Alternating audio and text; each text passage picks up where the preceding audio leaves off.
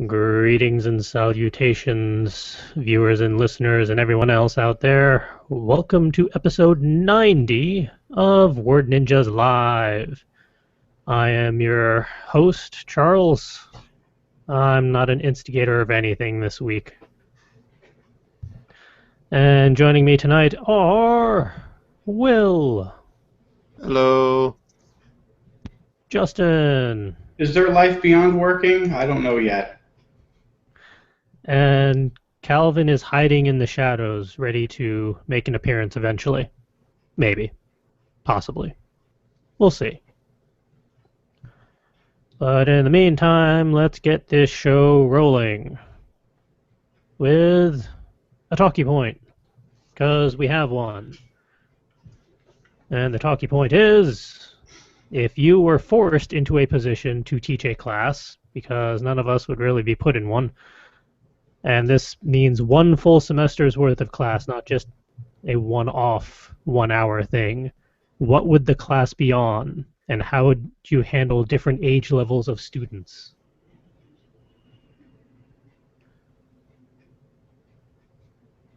I have a feeling Cowering in a closet count as preparing. somewhat. I would definitely spend at least some time cowering in a closet. I've taught classes before. I was a TA in college, and I've taught a couple high school classes and middle school classes, and these were one-offs, granted. Uh, in high school, though, they had a program called Project Lead the Way, which was really nice. It was sort of like an introduction to engineering, and I feel like I would be a great teacher for that. You know, I went through the program as a high school student and helped the teacher teach the information to the class. It was sort of a group effort between me and him. And yeah, now I'm an actual engineer, so I know how to apply all that.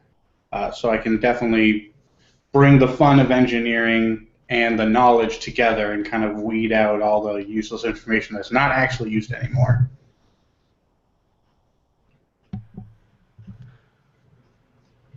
I think the most that I've done teaching-wise is just as a tutor. Granted, that was for a full semester, but I was handling maybe 2 or 3 students at a time, not a whole class. And that was elementary school, second and third grade, which, even with math, it's comparatively easy, which is good, so that I could actually figure out the answers. But I think my challenge would be keeping people on task because they'd all be in front of a computer the entire time. And when I went through Project Lead the Way, I was basically playing StarCraft 2 and Unreal Tournament with all of my friends next to me while the class was going on. So I understand that that is what's going to happen. Now, I was able to rise above and still actually learn the information. Some people, probably not so much. So it'd be a challenge to kind of bring all that together. just get a very bare bones computer setup from like 15 years ago for each student. I would actually probably just, first thing is disconnect the computers from the internet.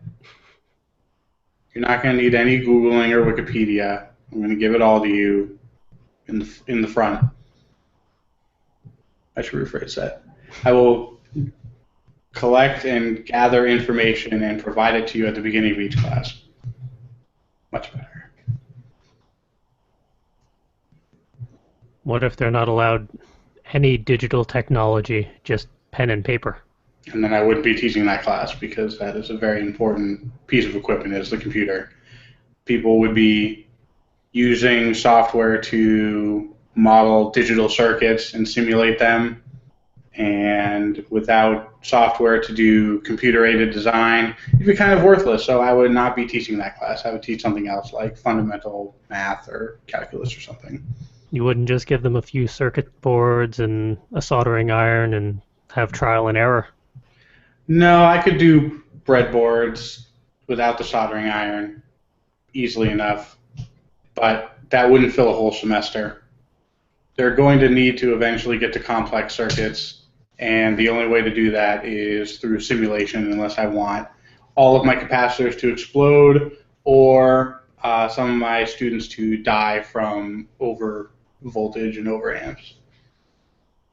That's the trial and error part. Not when my job and my not being in prison is on the line. Maybe that's why it's only one semester. Yeah, probably. The Project Lead the Way was a 5-year course where you could double up and take 2 classes in one semester.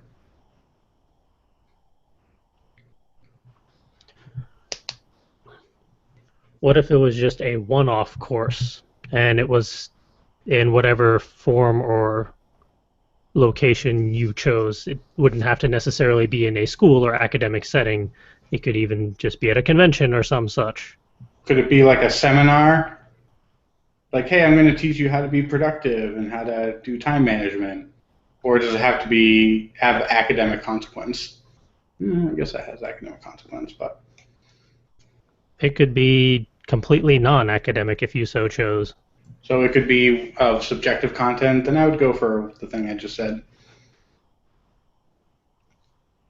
Something about how to organize your life and how to deal with flexibility and how focusing is the new multitasking. How to work 40 hours in a day. Yep. Speaking of which, right after this, I'll be going back to work. Hopefully not driving all the way back.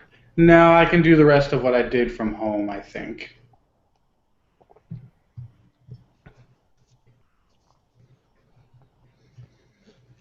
Can't really say much against that, considering I think yesterday was a 12-hour day between 2 offices. That was fun. Yeah, there's not a whole lot that I'd be able to teach consistently if it wasn't literally related to my field. I mean, I know bits and pieces of stuff, but not enough to pass it on to somebody else. Like if somebody had an interest in something, then I could kind of introduce them to a topic. Like I used to go to middle school when I was in high school and present my artwork to the middle school students to kind of inspire them to get into art. And that was really fun. And I got to, inspire a lot of hopefully potentially future artists or just inspire people to be creative, which was very rewarding.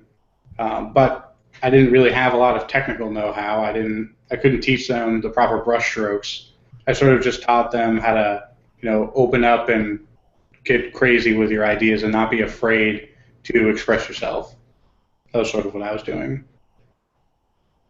And then you grew up and became Reality Man. Mm-hmm. Don't express yourself, rule number 1. Especially if they're an opinion, and especially if it's an opinion that differs from mine. Also known as a fact.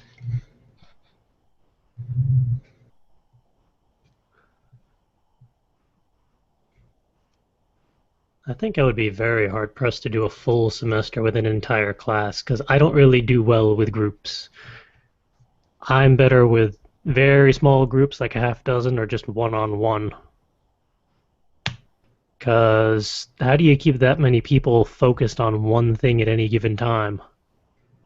Even if it's something that they would appreciate or actually want to learn about. You don't. You cut your losses. I'm not good at that. You can't reach everyone all the time. The only thing you can do is open up and provide the information and let them take it if they desire. But you can't force somebody to learn. You can force somebody to sit in the class and do barely enough to get a D.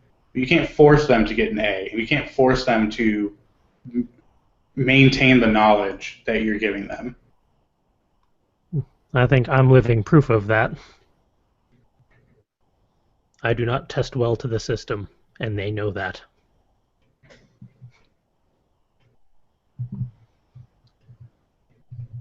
Yeah, I always thought that the English portion of the SATs was really dumb and didn't actually apply to any real-life application and should not be used for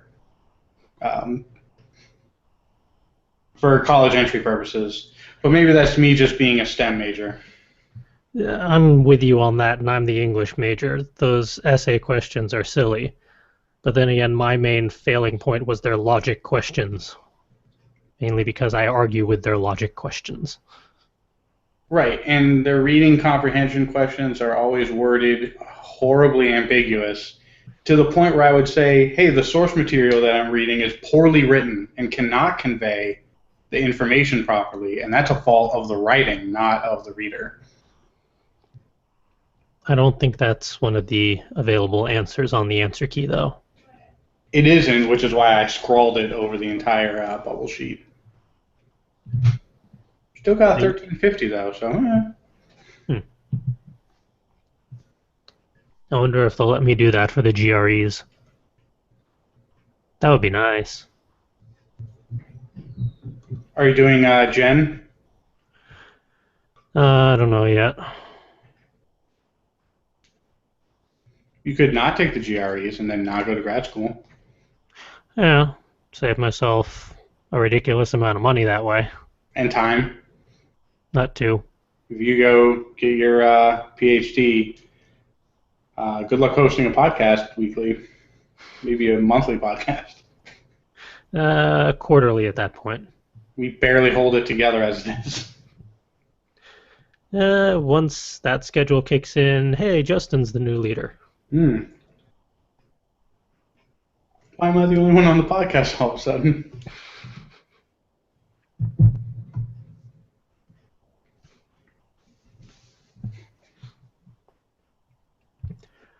You know, theoretically, when I came up with this question a while ago, I actually had a conversation to go with it, but I didn't put it in the notes, so I've completely forgotten it at this point.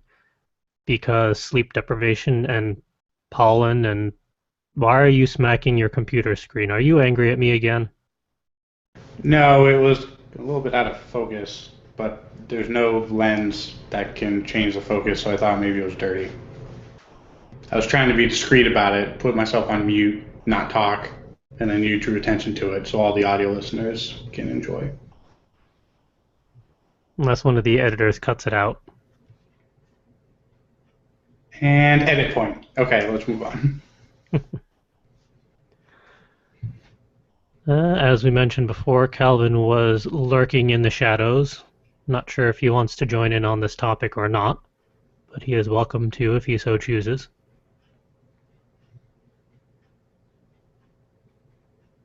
If not, he can just give some sort of non-audible sign, because he's still muted. I choose to pass on this question. Fair enough. It's been one of those weeks for all of us. Yeah. I'm just trying to figure out what class I would. Stomach. Oops, sorry. It's been one of those days for my stomach. You should have some of this delicious brown smoothie that I made. That looks like sand. Yeah, it kind of does look like sand. I had a joke for that, but it seems not appropriate for this podcast. Or any podcast. On that note, for our viewers and listeners, by all means, post in the comments if you were to teach a class, what would you teach a class on? What would you try and hold students' interests for an entire semester? Or even just for a one-off seminar or event of some sort? What sort of wisdom would you like to impart upon others? Not depart. That would be weird.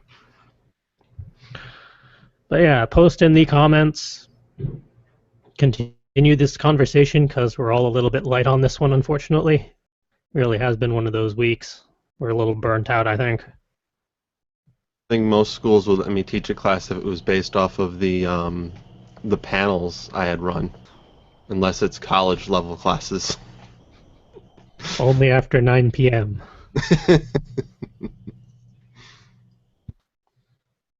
Would there be a show and tell day?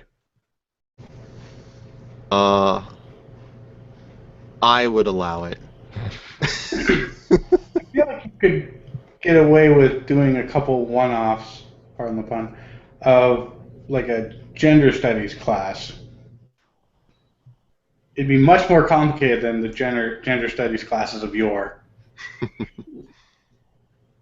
Considering the segue you just made with that, just how exactly are you studying these genders? How on hand, like how hands-on are we getting with Now, these when you say experiments? hands-on, sometimes you have to check. But only with consent. Yes. And before we get ourselves into even more trouble, let's migrate onwards to the news and highlights section thingy, what's it? Which is also kind of light. But let's do the thing and the other thing that makes the thing do the thing and the what. Come on. And there. Hey, it's highlights. We only have a handful for you tonight, but the first one is a little Wordle infographic thingy of all the words in like short story titles and which ones are the most popularly used. I just thought it was interesting and which ones are more popular than others just for short story titles, which I'm not really that familiar with that many short stories offhand, so I probably never even noticed the trend, but how many short stories actually have the word man in them? And why? And down in the middle, I want to read a short story called Death World, because that would be interesting. Probably terrifying, but interesting.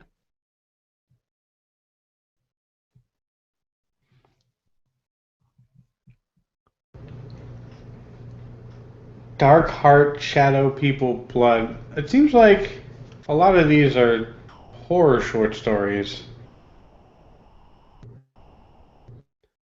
Or at least macabre in nature. It'd be mystery, though. A lot of mystery stories have macabre-sounding titles. True.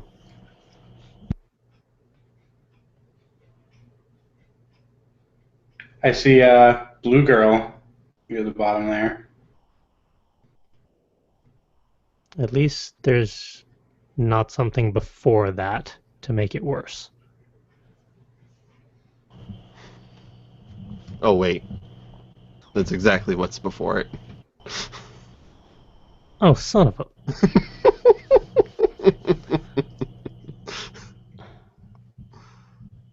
On that note, let's migrate to the next one, shall we? Ooh, skin is one of the words. That's weird. Why would skin come up so often? Depends on the stories you're reading. Maybe that's more romance. Considering I also see flesh. How often do you think the term flesh comes up in a romantic novel? Have you read a Harlequin book lately? I tasted her flesh. Yeah. Okay. Many opportunities to use the word flesh. And many... Especially if it's part of a hyphenated word. Man flesh, for example. Common alchemical ingredient.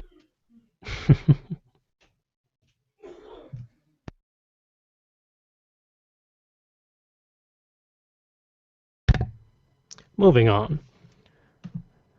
The next one up is apparently another video game is potentially going to become a TV series. This one is Myst. Why? I concur. What the hell? Why? Now, admittedly, I love that game, even though I never could figure out the damn thing. I mean, I beat it because that's pretty simple, but the whole storyline behind it all is just weird. Same with the various sequels. But I'm going to go along with the consensus of why. Why does this need to be a thing? I asked that question, I was told, because there's money to be made. Yeah. Well, that's the usual answer.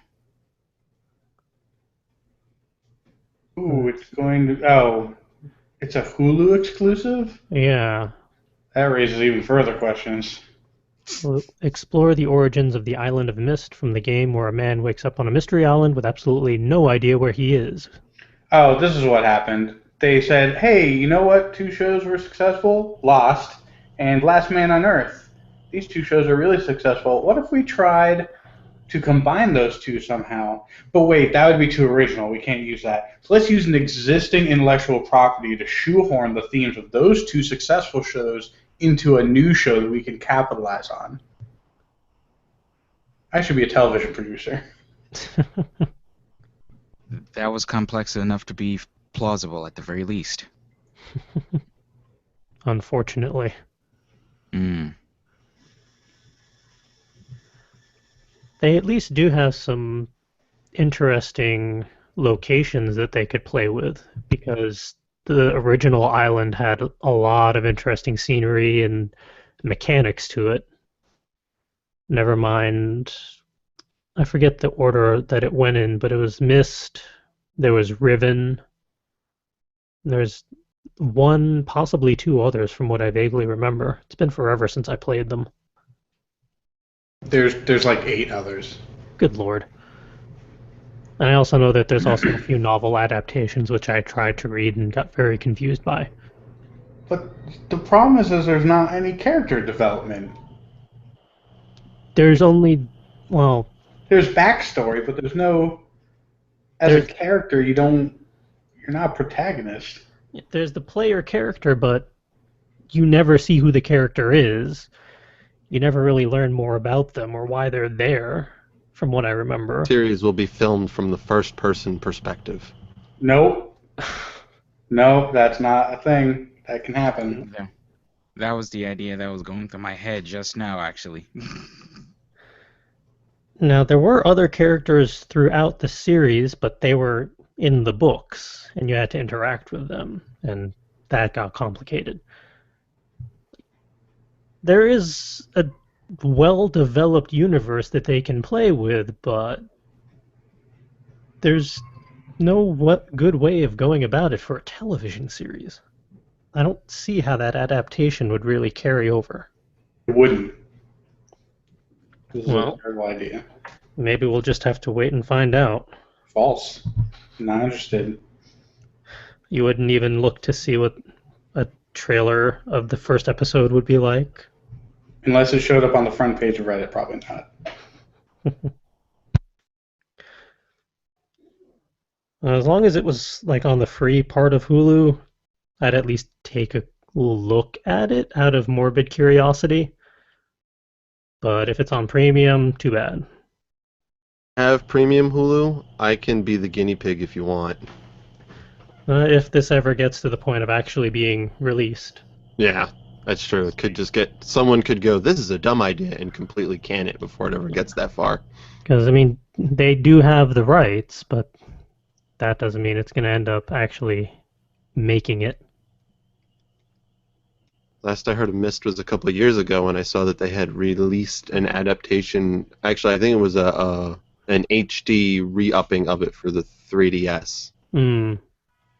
I think it was just the original game again. They didn't like really change anything except maybe the graphics, but it was the same Yeah. game. Still a fun game, although comparatively simple nowadays, even for puzzle games. But yeah, Missed the television show may be a thing. ... Yeah. Next up on the list of highlights is a very interesting website that I found a long time ago. It's just been in the queue for an episode just like this when we needed more content, called documentaryheaven.com, where they have an absurd amount of documentaries. And I'm actually a fan of documentaries. I just rarely have the time to watch them. But this one has a lot, including some very interesting ones for art and artists. Like one on Queen. I would probably watch that if I ever get a moment. Same for Stanley Kubrick. I mean, they also have archaeology, atheism, biographies, biology. Oh, good lord. this is incredibly long. I didn't scroll down that far last time around. Economics. If I need to learn economics, I'll watch Spice and Wolf. Crime, environment, the future. And the first one is the ancient computer. That seems like an oxymoron.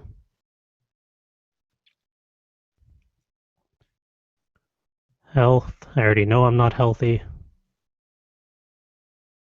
Educational.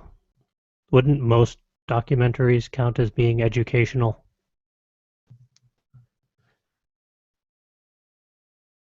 How money is made. That would be useful to know. How long are these documentaries? Let's take a look. They seem like, what's that online magazine or regular magazine that also does documentaries occasionally? Mm. Hold on. Well, this thing potentially maybe loads to that thing. Documentaries of movies? Oh, The Making of Star Wars. Elizabeth Taylor. Halloween, 25 Years of Terror. I was thinking of Vice. Ah. Oh, it didn't load. Well, that's silly.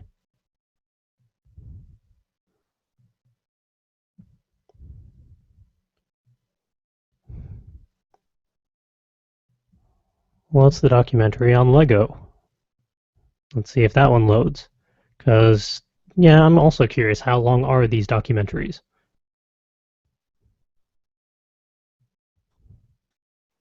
Documentaries on music. So if you want a documentary on the Spice Girls, they have you covered.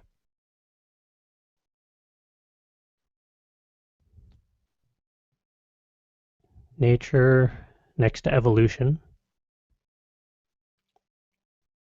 Performing arts.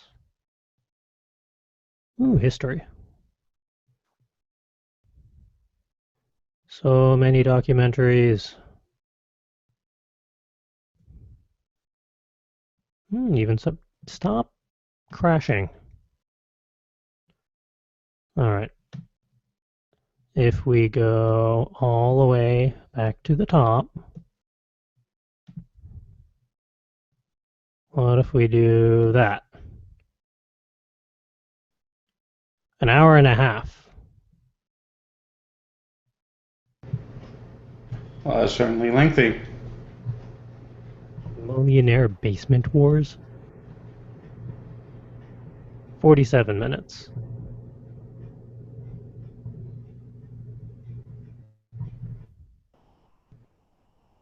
How long is the ancient computer? 0 minutes. Well, that makes up for the hour and a half long one.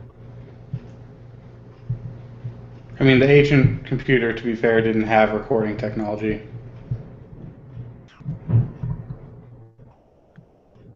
Chance it was pulled off YouTube. That's what it looks like.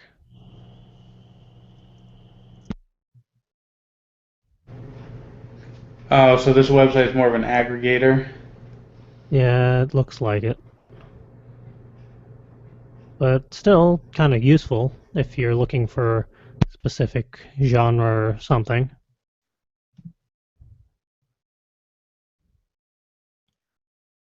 Although a fair portion of them do seem to be pulling from YouTube.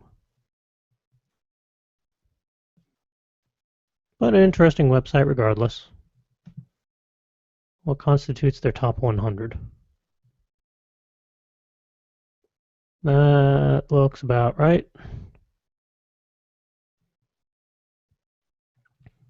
Moving away from the serious, we go to the silly. This one was, I think, from Richie, mentioned some time ago and tossed into the links queue. But there's the whole website filled with what would happen if superheroes actually texted each other.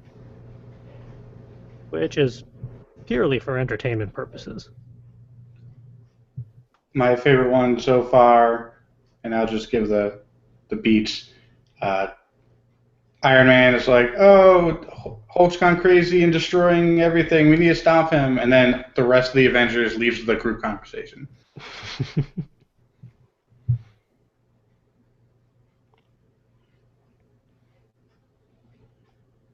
It's mostly just fun to skim through from time to time. And some of them are pretty hilarious.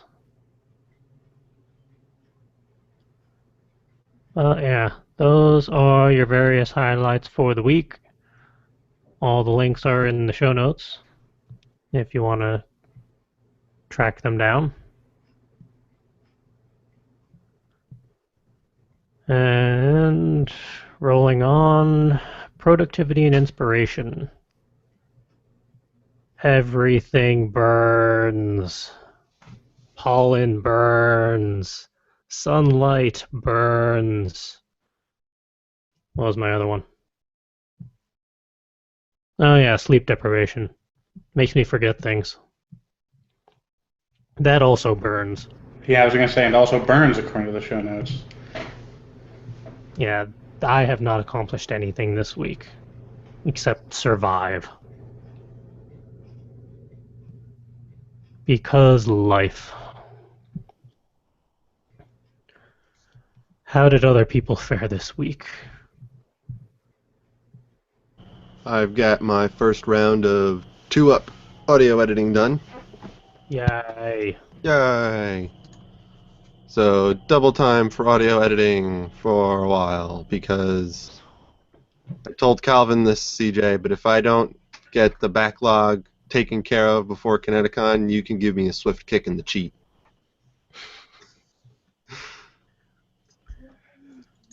And just to add, both of those podcasts you put in the edit pile are now in the RSS feed.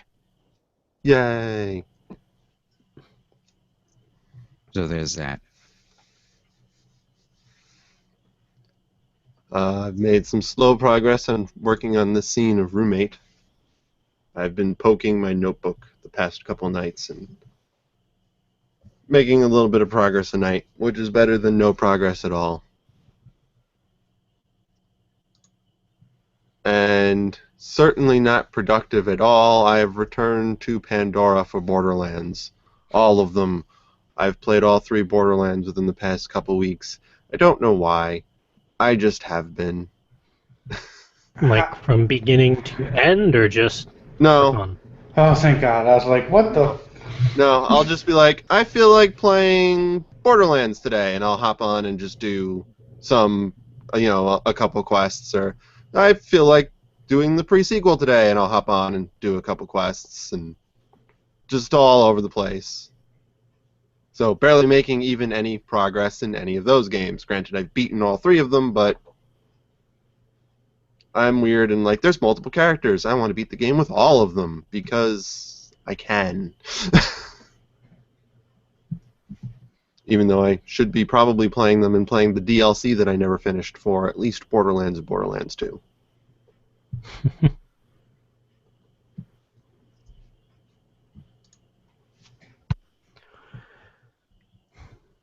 And that pretty much covers it for me. How has Justin fared with his 50 billion hours of work per day? So I put work 3 times on the show notes, but it's really been much better than that, to be honest. And you guys haven't seen me in 2 weeks now. So let me give you an update on what's been going on. Reorganized the apartment. I'm in a new location. I've got wired internet right next to the router. I'm in a nice, bright location. I think I'm going to replace the webcam on the laptop so that I have better video when I'm doing the podcast. New chair to go with it. Well, the same chair, just now it's here also. Went through the whole apartment that way. I have been doing some writing, although not a lot.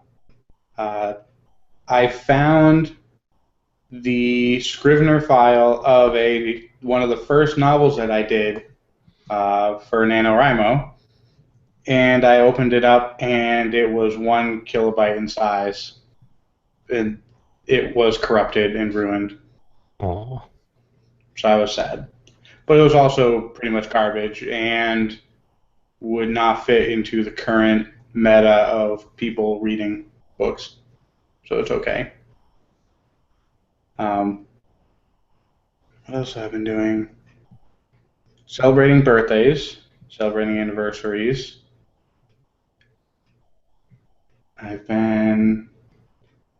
feel like I've been more productive than this. Working my butt off at work, obviously, goes without saying. And I'll have to think of what else I did, because I don't remember. It's all been a very big haze. I've been poking at things in between work. I know what else I did. Exercising. I've been keeping up with my exercise routine every single day. I've been training to run a 5K 3 times a week and weightlifting 2 times a week. And that I have not failed on yet. So that's going particularly well, and I've started back up on my Mandarin lessons and found a good online flashcard program, and we'll be good.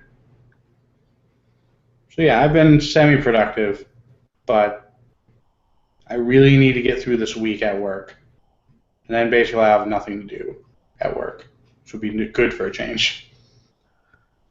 Well, you do deserve the break. We've kind of heard that line before. Yeah, that 4-day weekend after the week of vacation where I worked every single day, and even on that 4-day weekend I ended up logging into work and working for 2 hours. I'll stop working eventually.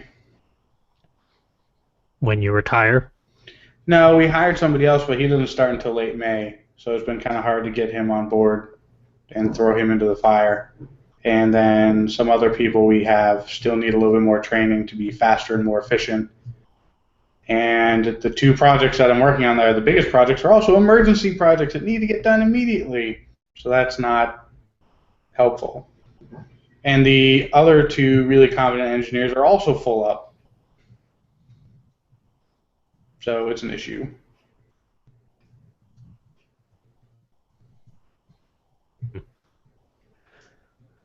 Hopefully next week we'll hear that you actually managed to get an hour or 2 break and downtime. Maybe. No. In fact, I might not be on the podcast next week because I have a meeting in New Jersey that's going to be pretty much all day, so I don't know when I'll be back. I think I'll be back in time. Usually we get out of there pretty early, so I think I'll be on next week. But then after that, that's when things clear up again. Hopefully. Hopefully. Until we find out just how that goes down. Hey, Calvin is still alive. How have you fared surviving? Well, I made it on this show. Yay. I guess that counts for something. I don't know. This has just been an off week for a lot of reasons. I'm not gonna get too much into them, but I'm hoping for a better week next week. I hope for a better week all around.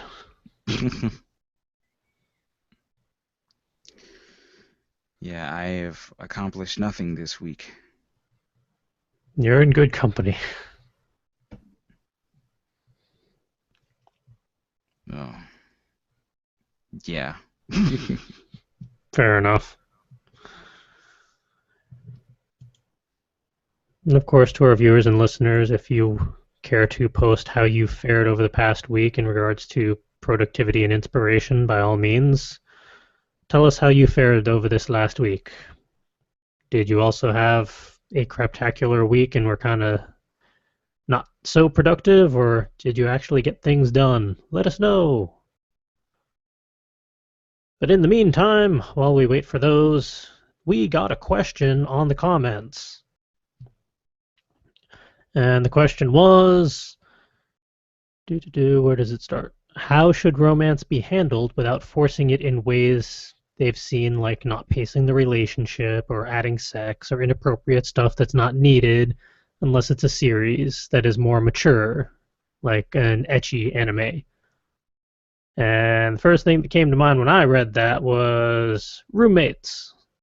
But I don't write that series. So maybe the author of that series might have a better answer than me. We should contact that author and have him do like a little mini interview. Yeah, get him on the show sometime. Yeah, you should probably set that up. Oh wait, that's me. I mean, yeah. Obviously, as I said, My Roommate's a Stripper is definitely a mature story because there is sex in it. But there are a lot of ways aside from sex and forcing a relationship where you can show romance, and I found it really comes down to the little things. It's going to be subtle things that show a relationship between two or more characters, depending on what you're writing. Things that they say to each other, a level of comfort between them. If a character doesn't like being touched but will allow one other person to put a hand on their shoulder or touch their hand, that can show a relationship, a close relationship between two characters that wouldn't be there between other characters. It's hard to put into words. It really is little things. Knowing little things about each other, remembering little things about each other. My favorite relationship in My Roommate's a Stripper is Max and Aiden, and they are, up to this point, just friends. Very close friends, almost family-like, but they definitely care about each other. They've never done any kind of, like, sex or anything like that. But there's definitely a good relationship between them that's just developed slowly over time to the point where they'll be open and honest with each other and tell each other things and be open around each other that they won't do around other people. Just little things like that. I don't even know if that answers the question at all. No, I think the subtlety is what you touched upon. That's really nice. You know, when you're writing, you don't need to be completely blatant about something. You know, I had trouble writing. Actually, I will say I wrote sort of a romance between two of my characters in my novel that I just kind of shoehorned in and kind of forced it.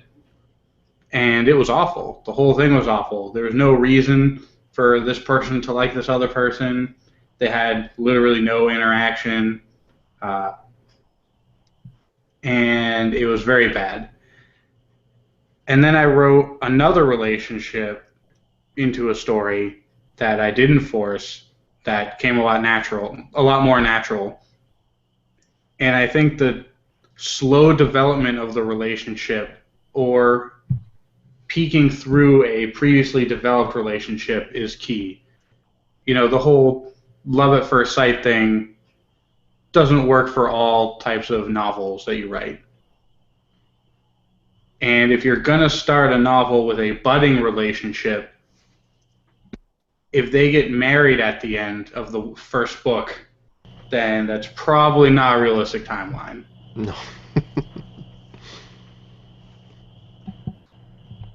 Not unless your book ends with an epilogue that's like 2 years later.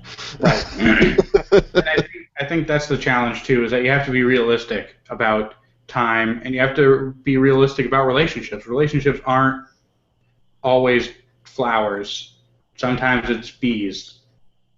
That's a terrible analogy, and I take it all back. What I'm trying to say is... I don't like this analogy. The birds, right? Sometimes relationships will sting you for no reason whatsoever. Like, that's brother. actually accurate. And then I will poof up and die. Also accurate. What was I saying? Oh yeah, be realistic, and relationships aren't perfect, and people going through turmoil in the relationship is the gold standard of any relationship.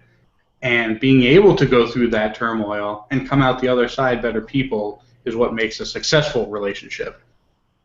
And the relationship that you write in your story doesn't necessarily have to be successful. It can, and I think that a non-functioning relationship or a relationship that falls apart can be quite engaging to a reader, especially when you add empathy. I think I've written more failed relationships than successful ones so far, even just in Roommate. Right. Same here. And I would also add that you can have your character be bitter and have your character spout off obscenities when he breaks up with the love of his life, or the love of his life breaks up with him. But the way you write that is you have to show your reader that he's coming from a certain place and that what he's saying is not necessarily what actually happened. You know, it's very easy to write, oh, you know, I fell in love with this girl and then it fell apart for no reason, and, you know, she's a bitch and she's the worst. And you can have your character do that because that's a trait that people do have. But you should show the full story of the relationship and not just the perspective of the main character. You should show it from at least the perspective of outside viewers. I mean, unless you're writing this in first person, then that's a little more difficult. Since anime was brought up, I was thinking I actually thought of one, and I might get yelled at even from Ed, who's sitting right here, for this one, because there is actually an anime that I think covers a slowly forming relationship that is pretty realistic, and I haven't read the manga version of it, but the anime version I thought covered it well from what I saw, and that is Ouran High School Host Club, which has what I say, rather realistically developing relationship between the two main characters, even though they don't kiss at the end, if not especially because they don't kiss at the end. The only reason I'm not killing you is because I know they get married at the end of the manga. Spoilers. And I'm sick, so I don't really feel like exerting that kind of energy. This series has been out for a while now. But in the anime, they don't kiss at the end, but they do. I don't know, it felt right for me for the pacing of the anime version of it from what I saw. For how far they went, which was not far at all beyond. Yeah, it only got one season. It didn't go as far as the manga. Like most animes, it doesn't cover everything, but as far as a developing relationship that isn't shoehorned in, that isn't forced, and that isn't driven up with all the typical lovey-dovey crap, it kind of developed, I thought, pretty well. I liked how... I'm getting pointed to Fruits Basket now, too. Kyo and Toru. I liked how Tomaki spent a lot of the season admitting he had a relationship for, I don't even remember her name. What was the female? Haruhi.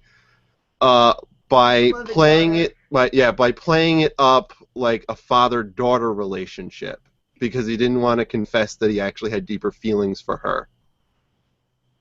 So yeah, it was a little weird, but you kind of get it, because it's like, I admit that I care about her, but I don't want to take that step. Being mommy. And at the end of the anime series, the closest they get is dancing together. And they hug really close. Yeah, they hug. And it's shown that they've finally accepted that they like each other and are interested in a relationship with each other, but they're not jumping right to the making out, throwing their clothes off kind of stuff when they were nowhere near that for the rest of the series. I It's really a very slow step, which is a more realistic step. I really like that, and it brings up a side question. What do you hate more in a television series or a long series novel is when the author or the writers of the show keep putting the two people that you think should be together temporarily and then constantly breaking up and it never working out, or the horrific fan service that comes in the later season when they run out of ideas for other storylines and they actually put them together and they fall in love and everything works out great, as if the other 8 seasons didn't happen or the other 5 books didn't happen. Both are pretty bad. I mean, I could think of one series that has the getting together, falling apart thing that it worked for the characters, and that's Futurama with Fry and Leela. There were a lot of back and forth situations between them, but then again, there were a lot of space-time anomalies involved. But it would definitely be bad to just have like a relationship forming, and then when they run out of the ideas, they're just like, you know what, now they're together, and the whole thing from now on is just going to be their relationship is perfect, ignoring all the trouble they had in the past. It reminds me of Scrubs. I never watched enough of Scrubs. Only the earlier seasons. I don't know. I know I've complained about it. I don't remember if I've complained about it on air, but I am not pleased with the relationship that was forming in The Sacred Blacksmith, which was, it's being forced and there's nothing behind it at all, other than this is the main male character, this is the main female character, they have to fall in love with each other, so that's what's going to happen. And there's no deeper reason for them, and everything points to them not, like, if it was real, that relationship would never work out. That's sort of what happened in the NaNoWriMo book that I was writing. There's really only one female main character that's of age to be in a relationship with any of the other male protagonists. And I was just like, well, obviously that means she has to fall in love. Let's roll the dice and see which one. This guy. Let's, make him a little bit of me. And then I can be in a relationship with this girl, some sort of weird fantasy that doesn't make any sense. Oh, this is horribly written. Oh, this is bad. I need to cut this all out. And that's basically the story of that relationship. Yeah, that sounds like the Sacred Blacksmith one, where the main female character has fallen in love with the Sacred Blacksmith because he saved her life a couple times, even though he's been a total dick to her the entire time. Obviously, they're meant for each other. Never mind the fact that she has a much deeper, more emotional level with this other character, but then they'd be lesbians, so that could possibly be bad, maybe, so let's not do that. Women don't have complex emotions or backstories in novels, though. Apparently. They're just simple placeholders for men to enjoy, right? It's especially interesting considering the main character is a female. And her backstory is that she became a knight because her father was a proud knight and died, and she's just trying to live up the family name. But she has no courage whatsoever. She just likes to feign courage. That's the backstory. And then she goes to the blacksmith because, he makes the best swords in the lands. So I'll go to him to get a great sword. And he's like, no, I don't make swords. No. And that's how it all started. And yeah, it just doesn't, I don't feel it, but they're forcing it. And several other plot points that, not good plot pacing. But indeed. I don't even know if we've answered the question. I hope so. Small details, take your time. Don't force it in. Don't force it in. And if it's destined to fail... Pretty good advice for lots of aspects of a relationship. Yeah. Yeah. And if your relationship is destined to fail, then that just happens sometimes. And that can make for good storytelling, too.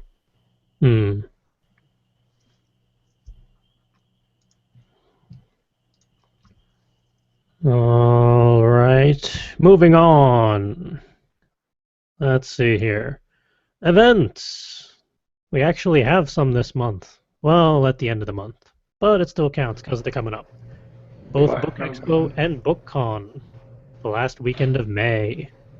Good Lord. When's the day that the cheaper tickets get cut off?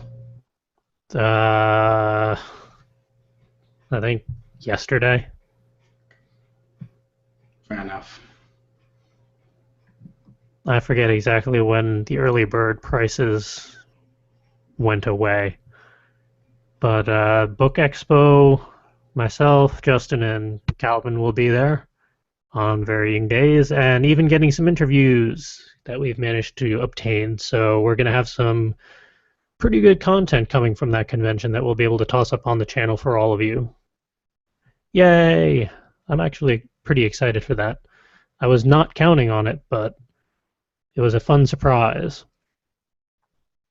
And BookCon is the weekend right after Book Expo, literally the day after. That one's a little more accessible as it's open to everyone, not just people in the industry. And there's a ridiculous amount of authors and fun people going, like basically the entire crew of Welcome to Night Vale. So I'm excited for that. And we've also gotten confirmation for press badges for Kineticon and press badges for Inconceivable. So we're going to be getting all sorts of really cool stuff, especially from Kineticon. Well, I mean, also from Inconceivable. They're all sorts of fun, but Kineticon gives us 3 days of press junkets. And their guest list this year is ridiculous. Yeah, I'm really looking forward to that. I'm prepping all my camera equipment. And considering how many press junket recordings we got from last year, and that we were just figuring it out as we went along, since we're prepared this year, it's going to be exciting.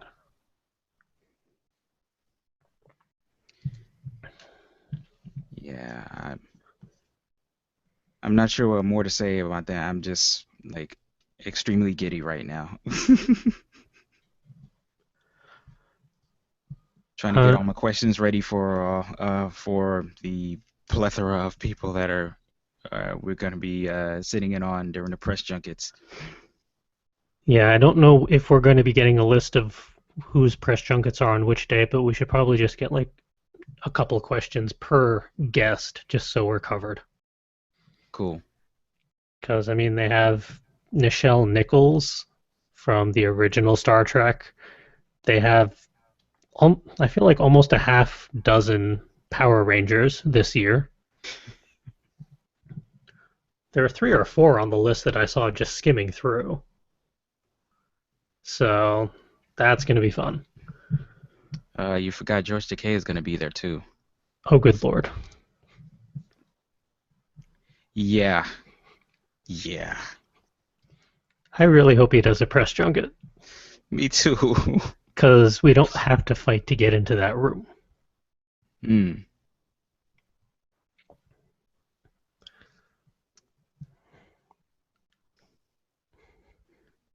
Oh, man, they finally updated this website. Yep. Of course, the links to all the events that we're attending and when and what we'll be doing there are all in the show notes. Nice and updated and fresh. So if you want to see us in person, either at our booth or as we're running around like crazy people trying to do recordings and stuff, you'll know where to find us. And I think that's just going to be a show. A nice, short show. A little bit over an hour. Well, we started a little late, so basically an hour. Yay! Probably for the best. Yeah. I don't think any of us really have the energy to do an hour and a half. I'm not even going to joke about it. So with that, thank you for joining us for this quick episode. As always, if we have happened to entertain you in any way, shape, or form, please subscribe to our YouTube channel, where you can watch, comment, and thumbs up all the various shenanigans that we get up to. From all 90 episodes of Word Ninjas Live, to our never-ending series of Game Break episodes, to press junkets and interviews and other stuff that we happen to toss up on there. And seeing as it's now episode 90, we're just 10 episodes away from 100. And one of the goals that we have for episode 100 is to hit 100 subscribers on our YouTube channel. Now, I know for most people that's peanuts. And I'm sure some people are wondering, why don't we have 100 already? Everyone has that many easily. Well, yeah, we're still small. But we think it would be really cool to get up to 100 by episode 100. We like to start small and then take over the world when everyone's lulled into a false sense of security. So help us out with that. If you haven't subscribed already, get on that. Because episode 100, we're going to have all sorts of fun things to do in celebration. And if you want to talk to us via social media, you can track us down on Twitter at FCWordNinja. Bonus points if you use the hashtag WordNinjas. You can also check us out on Tumblr, fcwordninja.tumblr.com, or go check out our Facebook page, facebook.com/fullcoveragewriters. And if you want to help fund any of our various crazy shenanigans and endeavors, our Etsy store has all sorts of shiny baubles for you. From buttons to bookmarks to books to booklets to little ninja cubes that will stare at you judgingly until you be creative. Go check them all out. Etsy.com/shop/fullcoveragewriters. And with that, time to sign off. If you want to track me down for whatever reason, good luck lately. I'm pretty hard to pin down, but best chances are my personal Tumblr, fancypantswolf.tumblr.com. And really, at the moment, that's your best bet. I technically live way too many lives between all my jobs, but really, if you want to talk to me, there's the best bet. If you want to talk to Will, where would they find you? Mostly on my Tumblr page at darkhome.tumblr.com. It's DARKHOM. That's usually where I am when I'm not on Pandora lately. If you're looking for information for My Roommate's a Stripper, you can find that at myroommatesastripper.tumblr.com, and you can also support me on my Patreon at patreon.com/darkhome, I believe. Mm-hmm. Yes. And if people want to try and track down Justin, where would they find you? Probably sitting at my office. How about via social media? For now, you can probably just check out mechanicaljustin.com for the foreseeable future. I do have plans to regularly start updating that soon. There's a little surprise in the works that's sort of hanging me back a little bit. I don't want to reveal too much, but keep it on your bookmarks and check back every now and then because something's coming. And where can people track down Calvin?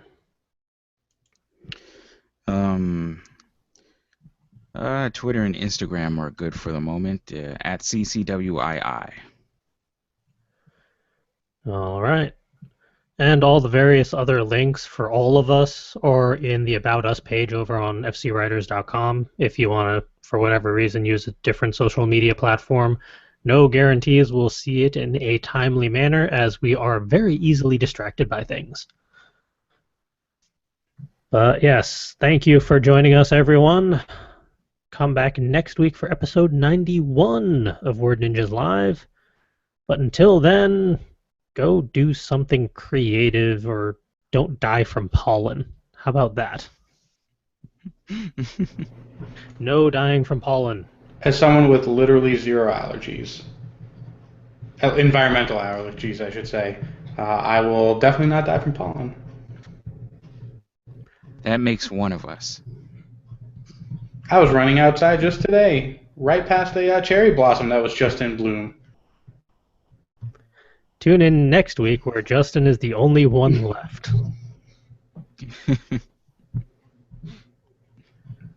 Or he's the only one that's been murdered by his compatriots. Tune in next week. That will not be on screen. That'll be on the NSFW podcast. That'll make for a good podcast.